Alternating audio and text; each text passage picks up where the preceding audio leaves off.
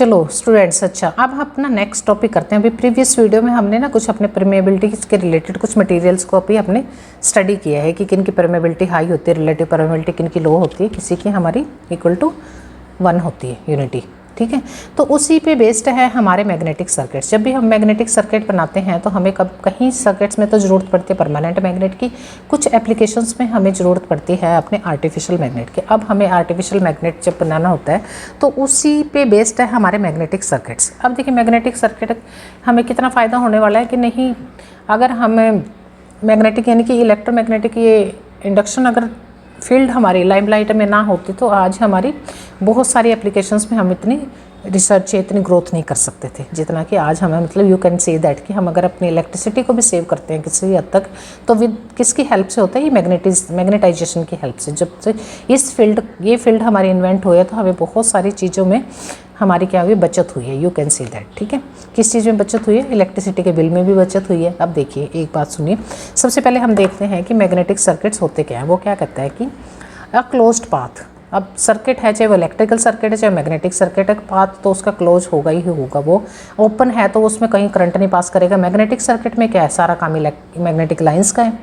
Electric circuit में सारा काम अपने चार्ज पार्टिकल्स का, चार्ज पार्टिकल की movement is known as current. ठीक है, तो यहाँ पे क्या है कि a closed path followed by magnetic flux is called a magnetic circuit. The magnetic circuits are made up of high permeability materials. अभी मैं पिछली वीडियो में आपको बता के हटी हूँ कि जिस मटेरियल की ना परमेबिलिटी हाई हो गई हो, मतलब कि 80% तक वो अपने अंदर से मैग्नेटिक लाइंस को पास होने देता है, कोई रुकावट नहीं डालता, इस तरह के यानी कि इतना मैग्नेटाइज हो जाता है वो मटेरियल, इस तरह के मैग्नेटिक हमारे लिए बहुत काम के हैं।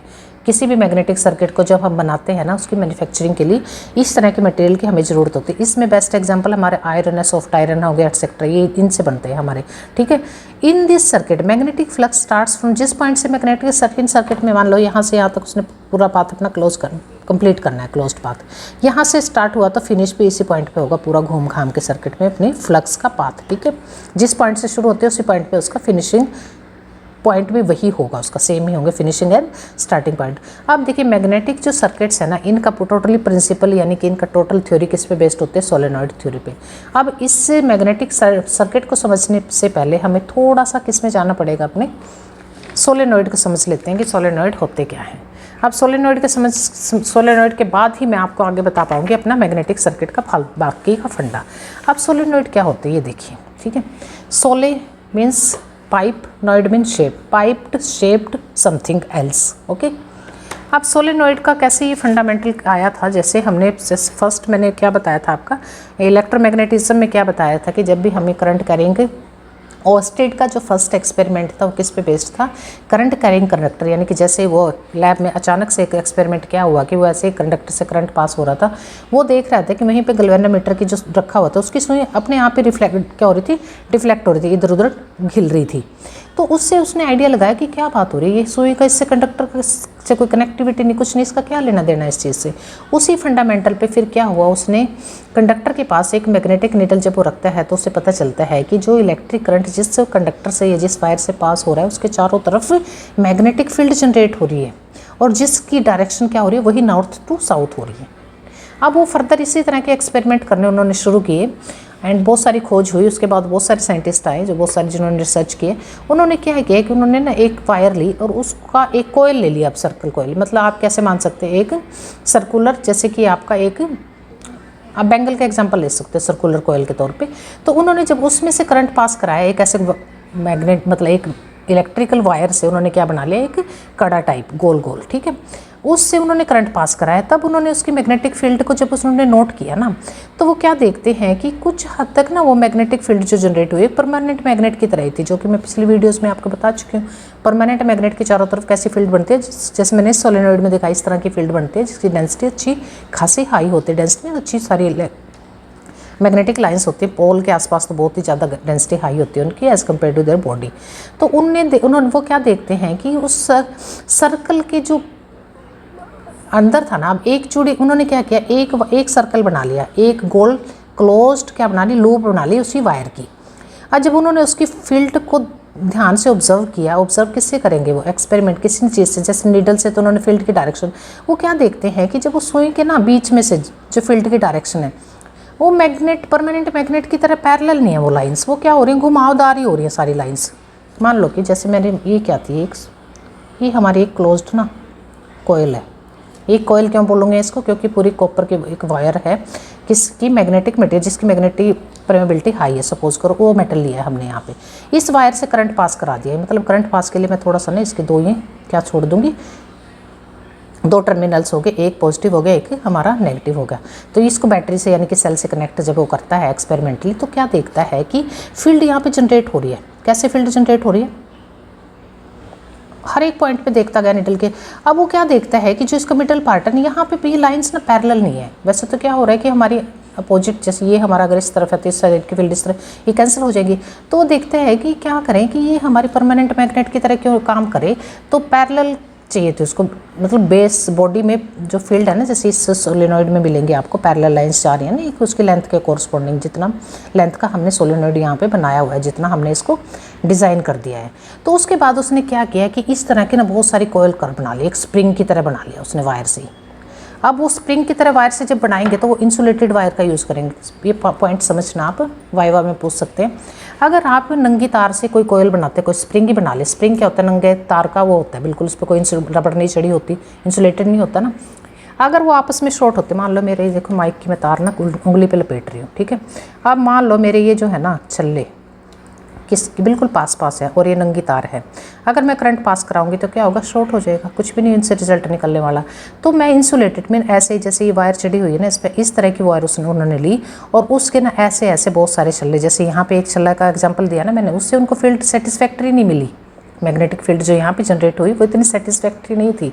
तो उन्होंने क्या किया कि एक ऐसा छल्ला सा बना के उसमें से करंट जब वो पास कराते हैं तो उन्होंने क्या देखा, ये मेरा ये छल्ला जो है ना, ये सिमिलर किसके बराबर है, अभी ये सोलेनॉइड, ये देखो अब ये क्या है, जैसा बिल्कुल प्रैक्टिकली ये है मेरा छल्ला। अभी देखना ये अब जब ये सोलेनॉइड, ये चीज़ उनकी बन चुकी थी पाइप के, सोलेनॉइड मेरे ख्याल से जैपनीज वर्ड है, सोले मीन्स पाइप, नॉइड का मतलब टाइप, पाइप की तरह से एक गोल गोल बना के ऐसा पाइप बना लिया इन्होंने वायर से, ठीक है, ये जो दिख रहा है आपको। अब इससे जब वो करंट पास कराते हैं तो उन्होंने क्या ऑब्जर्व किया कि यहाँ पे जो हमारी मैग्नेटिक फील्ड ऑफ लाइंस है ना, मोस्ट ऑफ द लाइंस यानी कि ज़्यादा सभी लाइंस हमारी किस तरह से बिहेव कर रही है, परमानेंट मैग्नेट की तरह। अब जैसे वो करंट पास कराते थे ना, इसमें से फील्ड लाइंस हमारी जनरेट हो रही, जैसे करंट को स्टॉप करा देते थे, रोक देते थे कनेक्टिविटी, यानी कि बैटरी हटा देते, तो क्या देखते थे, फील्ड लाइन भी हमारे उस इसमें डिसअपियर हो रही है उसके आसपास से, उस कंडक्टर के। अब ये क्या बन गया, सोलेनॉइड है तो वायर ही ना, कहेंगे तो इसको कंडक्टर ही, करंट कैरिंग कंडक्टर, ये जो वायर है जिसको हमने स्प्रिंग की तरह शेप दे दी है। अब इस चीज़ से उसके दिमाग में एक बात आती है कि यानी कि ये हमारा एक काम तो करेगा। अब इसका इससे जब तक हमें काम लेना है ना इस सोलेनॉइड से, तो हमारे पास क्या होगी कि एक स्ट्रॉन्ग मैग्नेटिक फील्ड चाहिए थी उसको। अब ये फील्ड कितनी स्ट्रॉन्ग है जितनी, मान लो कि यानी इसने अगर 1 एम्पियर करंट पास किया तो फील्ड में हमारे 1 एम्पियर के कोरस्पॉन्डिंग उतनी डेंसिटी की बननी है। अगर उसने 10 एम्पियर करंट यहाँ से पास करा रहा है, इस वायर को देता है वो, इस टर्मिनल को, ये करंट पास हो रहा है ना यहाँ से, सॉरी मैं लिख भी देती हूँ, करंट पास हो रहा है यहाँ से, तो फील्ड जितना ज़्यादा करंट है उतनी ज़्यादा फील्ड बन रही है। फील्ड कौन सी, मैग्नेटिक फील्ड ऑफ लाइंस की डेंसिटी उतनी घनी है। अब वो क्या करता है कि वो एक ना सॉफ्ट आयरन का पीस लेता है। पीस क्या है, अब मेरी उंगली है ना, मान लो आप एक सॉफ्ट आयरन है, ठीक है, जिसकी परमेबिलिटी काफ़ी हाई है, ये अपने अंदर से मैग्नेटिक लाइंस को पास होने देती है अच्छे से। तो उसने क्या किया, इस वायर के अंदर ना वो डाल दिया, मतलब वायर पहले से उसने लपेट किस छल्ला से तो बना ही लिया था ना एक स्प्रिंग सा। अब उस स्प्रिंग में उसने सॉफ्ट आयरन, मान लो मेरी उंगली का एक सॉफ्ट आयरन है, उसको जब वो डाल देता है, फिर वो फील्ड चेक करता है। वो क्या देखता है कि अब जो 1 एम्पियर करंट था ना, उस 1 एम्पियर करंट में भी जो मैग्नेटिक फील्ड ऑफ लाइंस थी वो इतनी स्ट्रॉन्ग बनी थी कि वो देखता है कि करंट, अगर मेरा थोड़ा भी करंट है तो हमें अगर थोड़ा भी करंट मिल रहा है और फील्ड हमें स्ट्रॉन्ग मिल रही है तो हमारा काम बन गया, सेव हो गई हमारी तो इलेक्ट्रिसिटी। उसको ज़रूरत ही नहीं पड़ी कि करंट की इंटेंसिटी इतनी ज़्यादा हाई, करंट की मात्रा नहीं बढ़ाने की ज़रूरत पड़ी, कम करंट के फ्लो पे भी उसे high magnetic field of lines मिल रही है आसपास अपने इसी को उसने नाम दे दिया था सोलेनॉइड। सोलेनॉइड मतलब कि ये जो मैग्नेटिक सर्किट है इसी से बनते हैं सोलेनॉइड से, जो मैंने अभी बताया था सोलेनॉइड का फंडा। अब इस सोलेनॉइड जैसे इसमें हमारा सॉफ्ट आयरन का पीस डल जाता है तो ये बन जाता है इलेक्ट्रोमैग्नेट। ये क्या बनता है, अब ये ऐसा हो गया, ये मेरा सॉफ्ट आयरन का पीस डल गया इसके अंदर, छल्ले के अंदर। अब यहाँ से जो फील्ड है ना मेरी कम करंट पे भी मेरे को डेंसिटी जो ना फील्ड की बहुत हाई मिल रही है, यही हमारी रिक्वायरमेंट थी। ऐसे देखिए करने को तो परमानेंट मैग्नेट भी आप यूज़ कर सकते हैं। परमानेंट मैग्नेट का क्या ड्रॉबैक क्या है, ना तो वो जल्दी से मैग्नेटाइज होता है। और ना ही वो जल्दी से डीमैग्नेटाइज होते हैं। परमानेंट मैग्नेट की ये ड्रॉबैक, मतलब मैग्नेटाइज होने में भी वक्त लेता है, डीमैग्नेटाइज मतलब डीमैग्नेट मतलब जैसे करंट का फ्लो आपने बंद कर दिया तो लेकिन वो फिर भी उसके चारों तरफ क्या रहती है, मैग्नेटिक फील्ड रहती है एज इट इज़। टाइम लेता है उसको मतलब ख़त्म होने में, उसको फिनिश करने, डिसअपियर होने में, you can say that.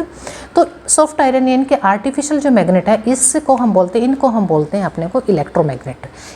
In fundamental को हम यूज़ करते हैं अपने मैग्नेटिक सर्किट को बनाने में। अब परमानेंट मैग्नेट सभी मैग्नेटिक सर्किट बनते हैं अकॉर्डिंग टू, और अलग अलग एप्लीकेशंस के अकॉर्डिंग अलग अलग डिफरेंट इनके काम होते हैं। अब देखिए, अब हमारा ये क्या बन गया, अब मेरा ना इसी सोलेनॉइड का मैंने थोड़ा सा टाइम क्यों लिया इसको समझाने के लिए। अब मेरे सर्किट जो है ना, ये मैग्नेटिक सर्किट है, यहाँ पे मेरा क्या हो रहा है, कोर है सॉफ्ट आयरन का, जैसे मैंने लिखा है, जिसकी रिलेटिव परमेबिलिटी रिप्रेजेंट किया मैंने म्यू आर से।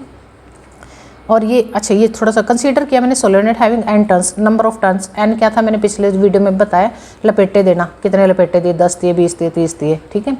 जितने भी हमारे आयरन के कोर पे, आयरन का कोर क्या, ये मैंने आयरन का एक पीस गोल गोल ले लिया है, जैसे मेरी अभी मैंने उंगली का एग्जांपल दिया था, मान सॉफ्ट आयरन का पीस है, ये मेरा क्या था, एक रेक्टेंगुलर पीस था ये। तो अब इसी को अगर मैं गोल कर देती हूँ, ये बस कुछ नहीं किया, उसने एक कोर गोल गोलाई में इसको शेप दे दी है और इससे मैग्नेटिक सर्किट अपना बनाना इसने शुरू कर दिया है। द मैग्नेटिक फ्लक्स क्या होगी, वेबर में सेटअप हो जाएगी, जैसे इस करंट पास करेंगे ना इस सोलेनॉइड से, इतना पोर्शन क्या है आपका यहाँ से यहाँ तक, ये सोलेनॉइड का काम कर रहा है, जहाँ तक ये टर्न्स लिपटी हुई है, वायर लिपटी हुई है, ठीक है। एन टर्न्स में कितनी टर्न्स है, नंबर ऑफ टर्न्स में वायर लिपटी हुई है इस सॉफ्ट आयरन के पीस पे। तो ये जैसे करंट पास करते हैं तो फ्लक्स जनरेट होती है, वो कैसे घूमते हैं, जिस पॉइंट स्टार्ट है वहीं पे आपके फिनिश होते हैं, कंटिन्यूटी रखती है इसकी, इस फ्लक्स की, ठीक है।